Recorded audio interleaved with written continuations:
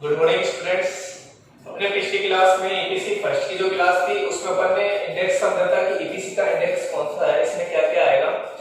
तो अपन ने ईपीसी का पूरा इंडेक्स समझा, लेकिन जैसा कि मुझे पता चला आप में से बहुत से बच्चों को ये प्रॉब्लम आ रही है कि वीडियो सही नहीं आ रही है, वॉच सही नहीं आ पा रहा है, तो आप उसको लिख नहीं पा रहे हो, और भी किसी वीडियो में ऐसी प्रॉब्लम आपके साथ हो रही है। तो मैंने बताया आपको, मैंने भी बोला था कि डिस्क्रिप्शन बॉक्स में आपको एक लिंक मिलेगा, पीडीएफ लिंक। उस पीडीएफ लिंक पे आप जैसे क्लिक करोगे तो आपको जो भी मीटर पढ़ाया गया है वो आपको डाउनलोड हो जाएगा, उसकी सहायता से आप लिख सकते हो। आपको एक बार मैं बता देता हूँ वो लिंक डाउनलोड कैसे करना है। सबसे पहले इस वीडियो में जैसे ही YouTube साइट ओपन करोगे और अपने कॉलेज की साइट जैसे ओपन करोगे, जैसे आपको जो लिंक मिला है, अब ये मीनाक्षी मैम की जो साइट है, मतलब लिंक है अपने YouTube पेज पे, यूजर आज मेरा YouTube पेज पे, उसमें बीएड फर्स्ट ईयर का एक पेपर है। ये जो पढ़ा रहे हैं जैसे बाल्यावस्था में शारीरिक विकास, अब ये मैटर आपके सामने नजर आ रहा है। अब इसको आपको डाउनलोड करना है जो ये पढ़ा रहे हैं, तो उसको डाउनलोड कैसे करना है आपको, देखो यहाँ पे आप जाओगे तो यहाँ एक मोर, ऐसा ये मोर का शो मोर आ रहा है, यहाँ पे ये लिखा हुआ, इसको जूम कर देता हूँ मैं, पीडीएफ लिंक, इस नाम से आपको एक लिंक मिलेगा। आपको कुछ नहीं करना है, बस इस लिंक पे एक बार क्लिक करना है। जैसे आप इस पर क्लिक करते हो तो आपको नए पेज में यानी YouTube पे आपके जो ड्राइव है उसमें आपको ये पीडीएफ लिंक सेव हो जाएगा और इस टाइप से आपको मैटर मिल जाएगा जो भी आपको पढ़ाया गया। अब ये देखो, ये जो आपको पढ़ाया है पूरा लिंक आपको इसमें मिल जाएगा, आपको लिखने में आसानी हो जाएगी। और किसी को भी कोई समस्या आती है तो आप कमेंट्स बॉक्स में कमेंट्स करके आप बता सकते हो कि कोई भी समस्या है, जैसे यूट्यूब संबंधी समस्या या डाउनलोड संबंधी समस्या या कोई भी मैटर आपको पढ़ाया है उसमें किसी भी प्रकार की कोई भी समस्या आती है तो आप कमेंट्स किया करो। पिछली क्लास में अपन ने ईपीसी की फुल फॉर्म माने व्यवसायिक क्षमता विकास एनहांसिंग प्रोफेशनल कैपेसिटी यानी ये पढ़ा था, और ईपीसी में कौन कौन सा इंडेक्स है उसके बारे में पढ़ा था। ईपीसी की डायरी वैसे तो आपकी प्रैक्टिकली होती है, प्रैक्टिकली में आपको जैसे कंप्यूटर प्रैक्टिकल या सामान्य जानकारी या क्लासरूम में इसको समझाया जाता है। फिर भी यहाँ पे इसको एक बार मैंने आपको बता दिया था कि information and communication technology in education, शिक्षा में सूचना संप्रेषण तकनीकी, इसके बारे में अपन अध्ययन कर रहे थे।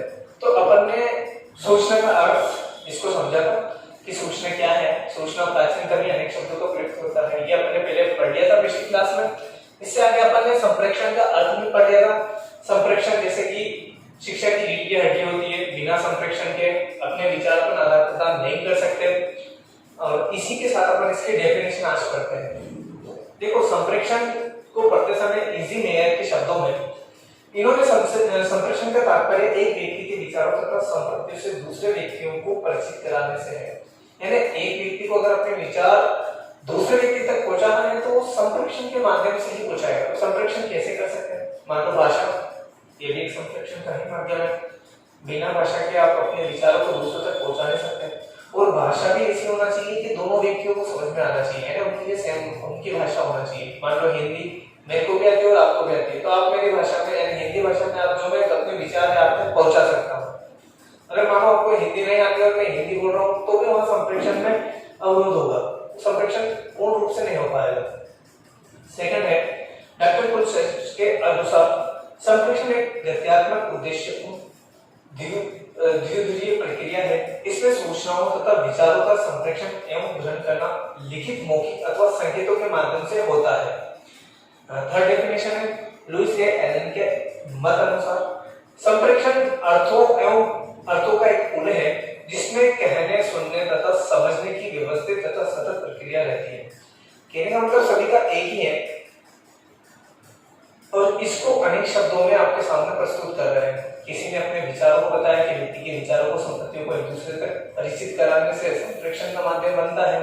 जैसे कुलश्रेष्ठ जी ने कहा है कि गत्यात्मक उद्देश्यपूर्ण या धीरे प्रक्रिया से इनमें सूचनाओं, विचारों को संप्रेषण, वही आदान प्रदान करना या ग्रहण करने से या लिखित, मौखिक और संकेत, यानी तीन माध्यम से अपन अपने विचारों को दूसरे व्यक्ति तक पहुंचा सकते हैं।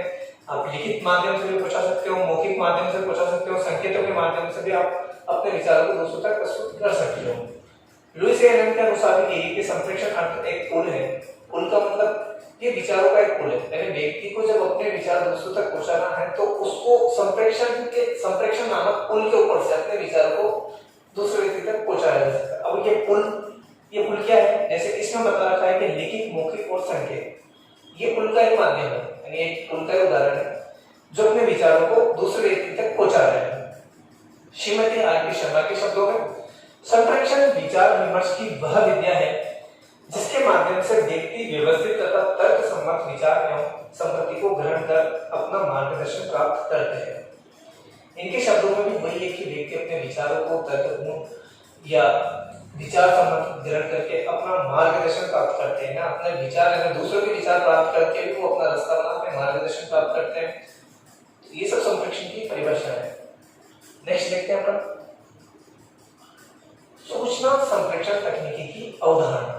अब सूचना संप्रेषण तकनीकी यानी concept of information and communication technology, ये क्या होती है इसके बारे में अपन आप देखते हैं इस क्लास में। सूचना संप्रेषण तकनीकी वह तकनीकी है जिसमें कोई भी विषय एक जानकारी को ब्रह्मांड में कहीं भी उपलब्ध तथा विद्यमान है तथा वह किसी भी समय किसी भी व्यक्ति द्वारा उपलब्ध कराई जाती है, उसे सूचना संप्रेषण तकनीकी कहते हैं। यानी कोई भी सूचना या जानकारी इस ब्रह्मांड में कहीं भी उपस्थित हो सकती है, कहीं भी मिल सकती है।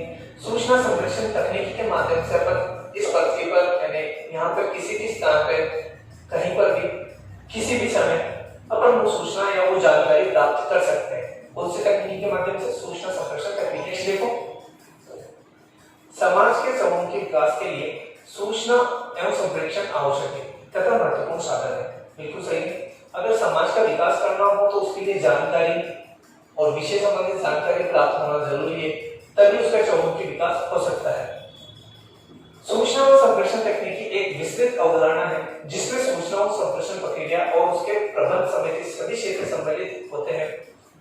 अब देखो इसमें कौन कौन से क्षेत्र सम्मिलित होते हैं। सूचना संप्रेषण तकनीकी विस्तृत अवधारणा है जिसमें सूचना एवं संप्रेषण प्रक्रिया और उसके प्रबंध संबंधित सभी क्षेत्र सम्मिलित होते हैं। सभी क्षेत्रों में कौन कौन से सम्मिलित होते हैं? जो सूचना संप्रेषण प्रक्रिया को जारी रखते हैं या लोगों तक जानकारी पहुंचाने का कार्य करते हैं, वो तकनीकी है। जैसे सूचना का कंप्यूटर हार्डवेयर, सॉफ्टवेयर, इंटरनेट सूचना और संप्रेषण तकनीकी के आधारभूत साधन है। बिल्कुल सही। देखो, सूचना संप्रेषण तकनीकी विस्तृत अवधारणा है जिसमें सूचना और संप्रेषण प्रक्रिया और उसके प्रबंध संबंधित सभी क्षेत्र सम्मिलित होते हैं। देखो, प्रबंध संबंधित सभी क्षेत्रों में सबसे ज्यादा इंपॉर्टेंट क्या चीज आती है उसके बारे में बताता हूँ। कंप्यूटर हार्डवेयर, इंटरनेट और सॉफ्टवेयर। देखो, कंप्यूटर हार्डवेयर का मतलब है कि हम कंप्यूटर के जो हार्डवेयर वाला पार्ट में अपन सॉफ्टवेयर वाला पार्ट इंस्टॉल करते हैं। इंस्टॉल यानी उसमें सेव करना, उसके माध्यम से सॉफ्टवेयर के माध्यम से अपन हार्डवेयर वाले पार्ट को चला सकते हैं। और इंटरनेट जो कंप्यूटर को विश्व से जोड़ने का कार्य करता है, विश्व की समस्त जानकारियों से जोड़ने का कार्य करता है इंटरनेट। इंटरनेट ही वो माध्यम है जिससे समस्त सूचनाएं अपन प्राप्त कर सकते हैं। आपने सुना होगा गूगल ही तो है, कुछ भी उस पर सर्च करो आपको तुरंत उसका आंसर मिल जाता है। अब देखो, जिनका डिजाइन तैयार करने के लिए उन्हें विकसित करने और उनके संचालन अथवा प्रबंध का कार्य सूचना तकनीकी संबंधित व्यवसायियों द्वारा किया जाता है। यानी ये सूचना संबंधित तकनीकी व्यवसायियों में इंजीनियर आ जाते हैं, सॉफ्टवेयर इंजीनियर आ जाते हैं, कंप्यूटर इंजीनियर आ जाते हैं और समस्त टेक्निकल स्टाफ इसमें आ जाता है। दैनिक कार्य पद्धति, रेलवे और विमान आरक्षण, बैंकिंग, बीमा, टेलीफोन, जलवायु मौसम संबंधित पूर्वानुमान, रेडियो, खगोल विद्या, आणविक परीक्षण, जीव विज्ञान, चिकित्सा, स्वास्थ्य तथा कृषि शिक्षा आदि में सूचना और संप्रेषण प्रौद्योगिकी ने क्रांतिकारी परिवर्तन करके विश्वास दिया है कि इस नई सदी अर्थात 21वीं सदी में सूचना और संप्रेषण प्रौद्योगिकी का वर्चस्व होगा। और आपने भी देखा है इसका कितना वर्चस्व बढ़ गया। आज से अगर अपन 6 साल या 10 साल पहले की बात करते थे तो किसी के घर पर टेलीफोन जैसी सुविधाएं होती थी, टेलीविजन जैसी सुविधा होती थी। लेकिन आज इस परिवर्तन में देख रहे हैं, इस सदी में अपन देखते हैं, इस समय देखते हैं तो गांव के प्रत्येक व्यक्ति के पास आपको मोबाइल तो मिल ही जाता है और वो भी एंड्रॉइड टच स्क्रीन। तो ये क्या है? तकनीकी का क्या है वर्चस्व? क्रांतिकारी परिवर्तन आ रहा है। सूचना एवं संप्रेषण तकनीकी ने आज संपूर्ण विश्व को एक वैश्विक गांव में परिवर्तित कर दिया। गांव का मतलब पूरे विश्व को इतना संक्षिप्त कर दिया कि आप किसी भी जगह के या किसी भी स्थान की आप तुरंत थोड़े ही समय में उसकी जानकारी प्राप्त कर सकते हो। मानो कि अमेरिका में क्या हो रहा, वहाँ की न्यूज क्या है, न्यूज रिपोर्टर आप तुरंत यूट्यूब पर सर्च करके उसकी न्यूज देख सकते हैं, वहाँ की न्यूज जान सकते हैं। तो गांव का मतलब ये कि जैसे गांव में विलेज छोटा होता है और थोड़ी होती जो भी प्रक्रिया होती है उसके बारे में तुरंत पता चल जाता है, इसी प्रकार पूरे विश्व को सूचना संप्रेषण तकनीकी ने छोटा रूप प्रदान कर दिया। यानी आज आप इस कोने से उस कोने की सूचना चंद ही मिनटों में प्राप्त कर सकते हो, कुछ सेकंड्स में आपको उसकी रिपोर्ट मिल जाती है। सूचना एवं संप्रेषण तकनीकी का अर्थ स्वयं के भावों, विचारों, संदेशों, सूचनाओं तथा उपलब्धियों आदि को अतिशीघ्र दूसरों तक प्रेषित करना, वर्तमान समाज को इस संदर्भ में प्रभावित करने वाला सर्वप्रमुख साधन कंप्यूटर, जिसके निरंतर आधुनिक प्रणालियों के विकास में क्रांति ला दी है। इसके अंतर्गत इंटरनेट जैसे आधुनिकतम सुविधाओं ने संपूर्ण विश्व को एक सूचना संप्रेषण व्यवस्था में नेटवर्क में जोड़ दिया है।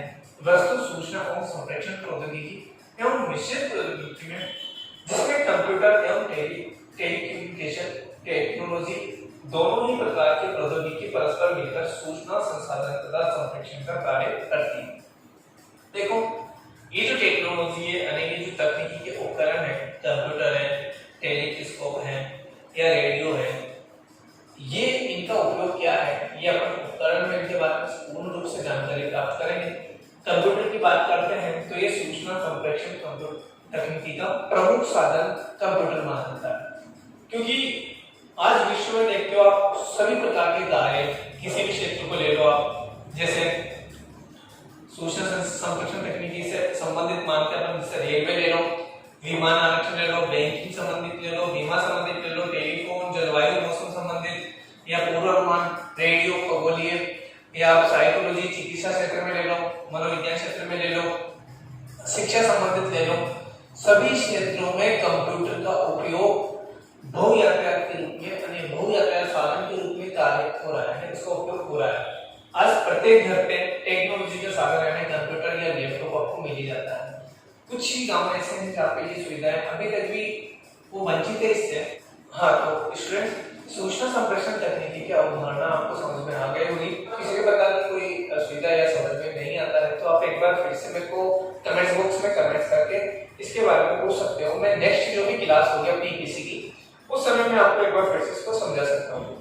अब इसमें आपको क्या करना है कि जैसे ये वाला पैटर्न को आपको बताया था कि डायरी के इस वाले पेज में लिखना है, जो आपका खाली वाला पेज रहेगा वहां पे आपको एक डायग्राम बनाना है। इससे संबंधित डायग्राम कैसे बनेगा मैं आपको वैसे ही समझा देता हूँ। आपको डायग्राम बनाने के लिए जैसे ब्लैंक पेज, मानो कि आपकी डायरी का ब्लैंक वाला पेज है, आप बीच में लिखोगे सूचना संप्रेषण तकनीकी के दैनिक कार्य, और दैनिक कार्य लिखने के बाद इसके दैनिक कार्य अपन ने इसमें कौन कौन से पढ़े हैं उसके बारे में अपन इसमें लिखेंगे। तो आप दैनिक कार्य में लिखोगे सूचना संप्रेषण तकनीकी के दैनिक कार्य, ये तो आपने बीच में लिख लिया। और दैनिक कार्य में आप लिखोगे जैसे आपको बताया था कि दैनिक पद्धति, ये लिख लेना सूचना संप्रेषण पद्धति की दैनिक पद्धतियां, रेलवे, विमान आरक्षण, बैंकिंग, बीमा, टेलीफोन, तो इसे सर्किल में आप लिख सकते हो। ये बीच में लिख लिया आपने दैनिक कार्य वाला, और आसपास सर्किल बना के आप छोटे छोटे टॉपिक डाल के यहाँ पे लिख सकते हो। तो ये आपका डायग्राम का वर्क भी हो जाएगा, यानी सूचना संप्रेषण तकनीकी के अवधारणा से संबंधित डायग्राम भी बन जाएगा। अब अपन इससे आगे बढ़ते हैं। देखो शिक्षा में सूचना एवं संप्रेषण तकनीकी की आवश्यकता है, इसको आपको देखने में थोड़ी सी प्रॉब्लम होगी। Needs of information and communication technology in education, इसकी देखो क्या आवश्यकता है, शिक्षा संबंधित एजुकेशन में इसकी क्या आवश्यकता है कि एक व्यक्ति द्वारा दूसरे व्यक्ति तक सूचनाओं का आदान प्रदान की तरह संप्रेषण या संचार कहलाती है। जब एक व्यक्ति अनेक व्यक्तियों के द्वारा यह कार्य व्यापक स्तर पर होता है तो दूसरे शब्दों में इनके द्वारा सूचनाओं का आदान प्रदान अनेक व्यक्तियों का समूह समाजों से एक ही समय में एक ही साथ होता है, तब यह प्रक्रिया जनसंचार कहलाती है। संचार तथा जनसंचार के अंतर को स्पष्ट करने का अच्छा उदाहरण टेलीफोन और रेडियो है। जैसे मैं आपको एक एग्जांपल देता हूं कि संचार और जनसंचार, इसको समझने के लिए देखो टेलीफोन और रेडियो यानी संचार का साधन तो है टेलीफोन। मान लो कि मुझे किसी से बात करनी है या कोई जानकारी या कोई इंफॉर्मेशन देनी है तो संचार के माध्यम से एक व्यक्ति को मैं दे सकता हूँ। यानी मैंने किसी को टेलीफोन लगाया, पर्सनली फोन लगा के उससे बात करी, उसको मैंने सूचना या इंफॉर्मेशन या जानकारी उसको प्रदान कर दी। अब जनसंचार क्या होता है, मुझे उसी समय में अनेक व्यक्तियों तक वही जानकारी पहुंचानी है और एक ही समय में पहुंचानी है जो सबको समान रूप से एक ही समय में मिल जाए, तो वो साधन होता है जनसंचार का यानी रेडियो। तो वो सूचना मैं क्या करूंगा, रेडियो का प्रसारण करूंगा और एक ही समय में कई व्यक्तियों तक ये सूचना या इंफॉर्मेशन समस्त व्यक्ति तक मिल जाएगी। तो वो हो गया जनसंचार का माध्यम। यानी संचार का माध्यम तो क्या है टेलीफोन और जनसंचार का माध्यम क्या हो गया रेडियो। इसमें कैसे भी कि जब एक व्यक्ति टेलीफोन पर दूसरे व्यक्ति से बात करता है तो ये संचार है, लेकिन जब वही व्यक्ति रेडियो पर अपनी बात असंख्य व्यक्तियों तक करता है तो इसे जनसंचार कहते हैं। इस प्रकार हम देखते हैं कि जहां संचार और व्यक्तिगत है, दूसरी ओर जनसंचार प्रकृति सामूहिक है। जनसंचार का अर्थ है सूचना, विचारों और मनोरंजन का संचार के माध्यम द्वारा व्यापक प्रसार करना। इनमें ऐसे माध्यम भी सम्मिलित हैं जो जनसंचार के आधुनिक साधनों का उपयोग करते हैं, जैसे रेडियो, टेलीविजन, सिनेमा, समाचार पत्र या अन्य प्रकाशन और विज्ञापन आदि। इसके साथ साथ महत्वपूर्ण परंपरागत माध्यम जैसे लोक नृत्य, नाटक, कठपुतलियों का उपयोग भी इसी श्रेणी में आता है। भारत में सूचना और प्रसारण मंत्रालय के पास जनसंचार की विशाल व्यवस्था है, जिसके क्षेत्रीय तथा शाखा कार्यालय संपूर्ण देश में फैले हुए हैं। अतः शिक्षा में जनसंचार के रूप में सूचना संप्रेषण तकनीकी की शैक्षिक आवश्यकताएं इस प्रकार है। सूचनाओं को ग्रहण करने में बौद्धिक विविधताएं पाई जाती है तथा सूचनाओं को व्यक्ति अपनी शैक्षिक, बौद्धिक और संवेदनात्मक रुचियों के अनुकूल प्राप्त करता है। सेकंड पॉइंट है इसका, सूचना का स्तर ग्रहणशीलता को प्रभावित करता है। थर्ड है संचार की सफलता का आधार सूचनाओं का नियमित मूल्यांकन करना। उसे चेक करना कि ये सत्य तो है, जो भी सूचना आपके द्वारा निकल रही है या आप जो भी सूचना प्राप्त कर रहे हो उसका सत्यापन यानी उसको सत्यता जानना बहुत जरूरी है। उसका मूल्यांकन करके ही अपन इसको प्राप्त कर सकते हैं, समझ सकते हैं। संचारित भाषा स्पष्ट, बोधगम्य तथा सरल, प्रभावशील एवं आदर्शों के अनुरूप होनी आवश्यक है। 6 वाला पॉइंट है संचारकर्ता को संचारित विषय सामग्री के अनुकूल वातावरण तैयार करना चाहिए। और 7th जो टॉपिक है सूचनाओं के संचार की सफलता विषय वस्तु की संप्रेषणशीलता एवं उपयुक्तता पर निहित होता है। तो ये 7 बिंदु है इसमें, वो 7 को आपको लिखना है। देखो नॉर्मली है, अगर इसमें किसी प्रकार की समस्या आती है तो आप कमेंट्स करें। एक क्वेश्चन में आपसे इससे नॉर्मल पूछता हूं, जैसे यहाँ पर अपन ने पढ़ा है लोक नृत्य, नाटक, कठपुतलियां, तो आपको मैं लोक नृत्य के बारे में नहीं बताता कि भारतनाट्यम कौन से राज्य का प्रमुख है या कौन से राज्य का है भारतनाट्यम। तो आपको कमेंट्स बॉक्स में मुझे आंसर देना है ताकि मेरे को पता चले कि ये वीडियो कौन देख रहा है, स्टूडेंट्स देख रहे हैं या नहीं देख रहे। तो आपको सबको आंसर कमेंट्स बॉक्स में इसका आंसर देना है। नेक्स्ट अपन बढ़ते हैं सूचना संप्रेषण तकनीकी के उपकरण। देखो आज के क्लास में तो मैं आपको इसको नॉर्मल समझाऊंगा, कल मैं इन सभी उपकरणों का सचित्र वर्णन करते हुए आपको इसके पूर्ण रूप से इंफॉर्मेशन देता हूं, बताऊंगा। सूचना संप्रेषण तकनीकी के उपकरण या tools of information and communication technology क्या है। वर्तमान समय में सूचना संप्रेषण की अनेक उन्नत तकनीकियों का उपकरणों का उपयोग हो रहा है और ऐसे कुछ उपकरण उनका उपयोग निम्नलिखित है। विभिन्न उपकरण शैक्षिक कार्यक्रम, पाठ्यक्रम का प्रसारण। सेकंड है कंप्यूटर, विभिन्न प्रकार की सूचनाओं का आदान प्रदान। थर्ड है वीडियो डिस्क, विभिन्न पाठ्यक्रमों को प्रसारणों को प्रदर्शन में सहायक। फोर्थ है वीडियो डेस्क, सूचनाओं का आदान प्रदान करना। फिफ्थ है टेलीटेक्स्ट, सूचना प्रसारण में उपयोगी तकनीकी। 6 है टेलीकॉन्फ्रेंसिंग, पारस्परिक समूह के द्वारा द्विपक्षीय प्रसारण और संप्रेषण में उपयोगी। दूरदर्शन, विभिन्न शैक्षणिक पाठ्यक्रम पाठ्यक्रमों को प्रसारण में सहायक रेडियो विभिन्न शैक्षिक तथा ज्ञानवर्धक कार्यक्रमों में प्रसारण में सहायक। इन उपकरणों को मैं कल सचित्र आपको पढ़ाऊंगा, जो भी नेक्स्ट क्लास रहेगी अपनी ईपीसी उसमें मैं आपको बताऊंगा। संचार की उपरोक्त सभी प्रौद्योगिकी निश्चित ही आधुनिक शिक्षा की रीढ़ की हड्डी बन चुकी है। इन तकनीकियों के अभाव में आधुनिक प्रतिस्पर्धा शिक्षा की प्राप्ति की कल्पना करना ही व्यर्थ है। अतः स्पष्ट है कि हमें आधुनिक तथा प्रतियोगी शिक्षा में प्राप्ति करनी है तथा सूचना और संप्रेषण तकनीकी उन्नत प्रौद्योगिकी का उपयोग अवश्य करना होगा। देखो इसको अपन एक बार फिर से नेक्स्ट वीडियो में समझेंगे सर के ऊपर। हाँ, जैसा कि आप लोगों ने बताया है, अपन ने जो भी पढ़ा है, इसका आपको पीडीएफ लिंक मिल जाएगा डिस्क्रिप्शन बॉक्स में। कैसे आपको लिंक मिलेगा वो मैंने आपको इससे पहले ही समझा चुका हूँ, क्लास को स्टार्ट करने से पहले मैं आपको बता दिया। और जितने भी आपको लेक्चर्स पढ़ा रहे हैं सबकी लिंक आपको ऐसे डिस्क्रिप्शन बॉक्स में मिल जाएगी, पीडीएफ लिंक के नाम से उसमें मिल जाएगी। अगर फिर भी आपको किसी प्रकार की कोई समस्या आती है तो आप कमेंट्स करें। देखो बहुत सी बार समस्या होती है, ऐसा नहीं होता है कि किसी को समस्या ना हो। सभी स्टूडेंट्स को कोई ना किसी न किसी स्टूडेंट्स को कुछ भी समस्या हो सकती है, तो वो आपस में चर्चा करते हैं। अब आपस में चर्चा करोगे तो हमारे तक आपकी समस्या का नहीं पहुंचेगी कि आपको क्या समस्या है।